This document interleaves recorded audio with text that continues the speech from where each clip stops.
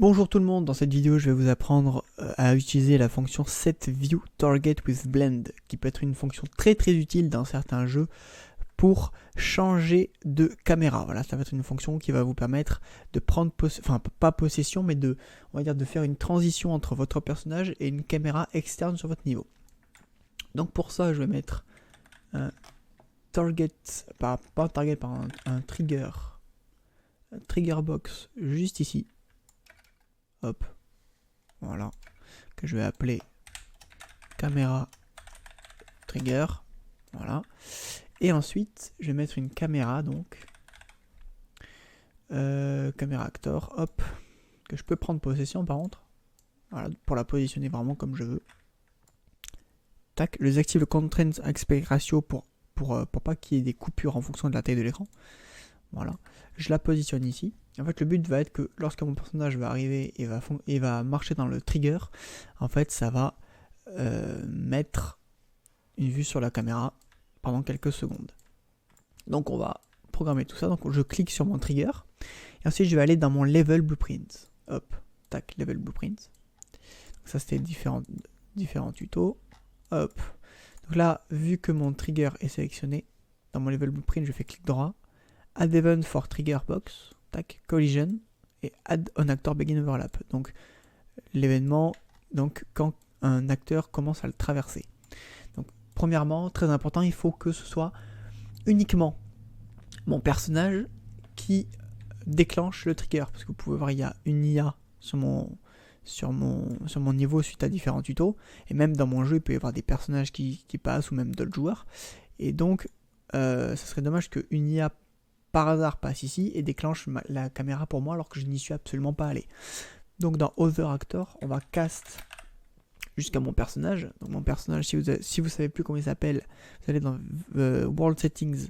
Donc ici, Pawn Class, c'est donc Third Person Class. Enfin, Third Person Character.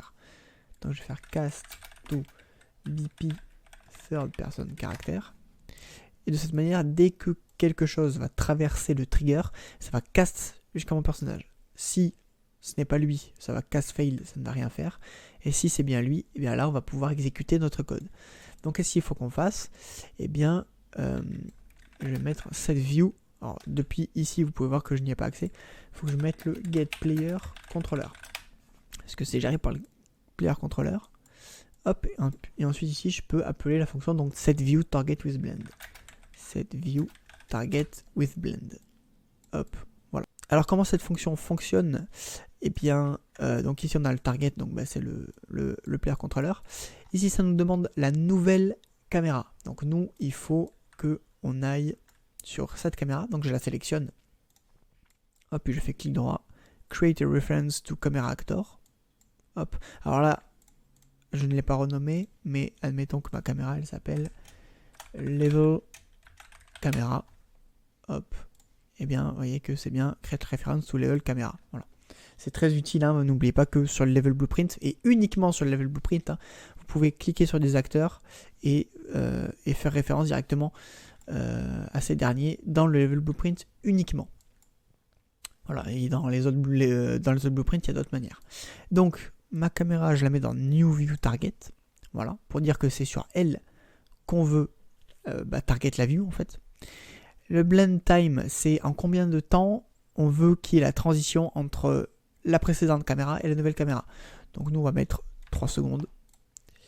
Blend func, c'est un peu comme les level sequence, c'est de quelle manière la transition va s'effectuer, si c'est linéaire, un petit peu cubique, s'il y a une notion de démarrage au début, si ça accélère petit à petit puis que ça ralentit, ou si c'est vraiment abrupt. Voilà, c'est vraiment, il y a tout un tas de paramètres sur ça. Blend exp, je ne sais plus du tout ce que c'est parce que je n'utilise jamais. Et lock outgoing non plus, je vous avoue, je ne sais plus du tout. Si jamais vous en avez besoin, n'hésitez pas à me le dire en commentaire, je me renseignerai. Mais là, sur le coup, je ne sais plus ce que c'est puisque, je vous avoue, je ne m'en sers vraiment jamais. L'essentiel, c'est vraiment la nouvelle caméra et en combien de temps on veut aller vers cette caméra. Donc là, notre caméra va changer. On va mettre un delay de 5 secondes. Puis ensuite, on va remettre un setViewTargetWithBlend. Donc je vais faire copier-coller, hop, dupliquer avec CTRL D.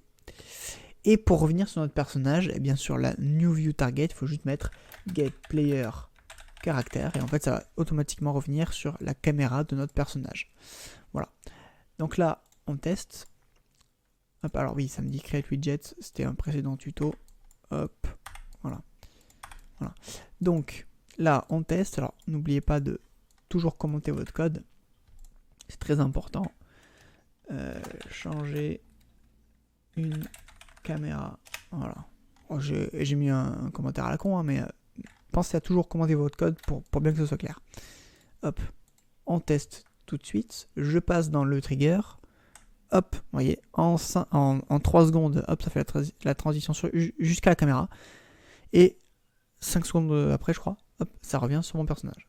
Voilà, tout simplement. Alors là, ceci étant fait, après vous doutez bien que si c'est une cinématique, bah là, je peux continuer à contrôler mon personnage. Voilà. Donc, si vous voulez pas que ce soit le cas, eh bien, à vous de mettre ici avec le player controller, non, pardon, le player caractère, hop, de mettre un disable input. Voilà, pour désactiver les contrôles. Et ensuite, hop, ici, enable input. Si vous voulez pas que votre personnage bouge. Tac. Voilà. Et là donc, je ne pourrai plus le contrôler. Voilà. Et je pourrais également plus bouger la caméra parce que je vous ai pas montré du coup. Mais si je désactive pas les contrôles, notamment je peux bouger à nouveau, mais je peux également bouger pendant la transition.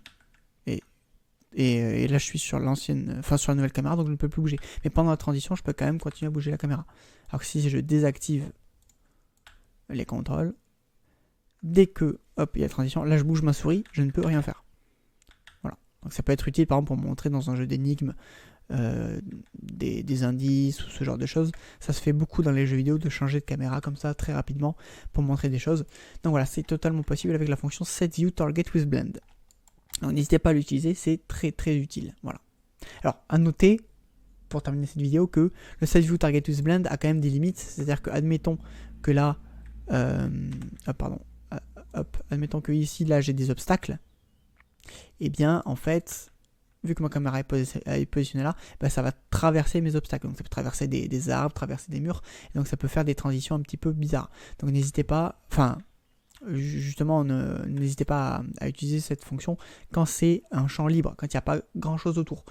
Quand ça risque de traverser des objets ou faire des transitions un petit peu bizarres, favorisez plus les level sequence pour faire vraiment des déplacements de caméra personnalisés, parce que là c'est vraiment un trait du point A au point B. Donc s'il y a des obstacles entre, eh bien ça va quand même traverser. Donc ça peut être un petit peu bizarre. Donc pensez-y, voilà, c'est important. Donc voilà, c'est tout pour cette fonction. N'hésitez pas à mettre un pouce bleu et à vous abonner à la chaîne si ce n'est pas déjà fait et si ça vous était utile.